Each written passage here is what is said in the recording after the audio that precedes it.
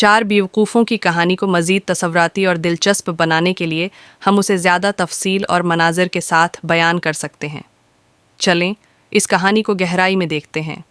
देही माहौल का पस मंज़र एक सरसब्ज और शादाब गांव, जहां खेतों में हरियाली झूम रही हो, परिंदे चहचहा रहे हों और एक साफ नदी गांव के किनारे बह रही हो।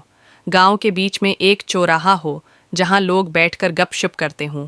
यही वो जगह थी जहां चार बेवकूफ़ इकट्ठे हुए और दुनिया को हैरान करने का इरादा किया। मंजर एक, कनवे का वाक़या। जंगल के रास्ते में एक सुनसान जगह पर वो कनवे के पास पहुंचते हैं। ये एक पुराना और वीरान कनवा था जिसके किनारे झाड़ियाँ उगी हुई थीं। कनवा इतना गहरा है कि उसके किनारे झाड़ियाँ उगी हुई थीं ताकि उसके अंदर झांकने से भी कुछ दिखाई न देता था। पहला बेवकूफ़, ये कनवा बहुत ख़तरनाक है, कोई उसमें गिर सकता है। दूसरा बेवकूफ़, हमें उसे बंद कर देना चाहिए। वो सब अपनी अक्ल के मुताबिक कनवा बंद करने की तदबीरें करने लगे। तीसरा बेवकूफ़, चलो पहले कनवे में पत्थर फेंक कर देखते हैं कि ये कितना गहरा है। कनवे में पत्थर फेंकने के दौरान वो इतने मसरूफ़ हो गए कि तकरीबन एक दूसरे को धिका देकर कनवे में गिरा बैठे। इन वक्त पर एक चरवाहा जो अपनी बकरियां चरा रहा था, उनकी हरकतें देखकर हंसते हुए उन्हें रोक लेता है।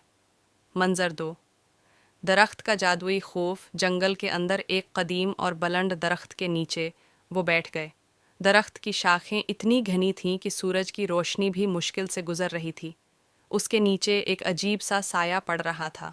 पहला बेवकूफ़, ये दरख्त जादुई लगता है। दूसरा बेवकूफ़, कहीं ऐसा ना हो कि ये हम पर हमला कर दे। तीसरा बेवकूफ़, हमें इस दरख्त से माफ़ी मांगनी चाहिए ताकि ये हमें नुकसान न पहुँचाए। चौथा बेवकूफ़ दरख्त के सामने हाथ जोड़कर खड़ा हो गया।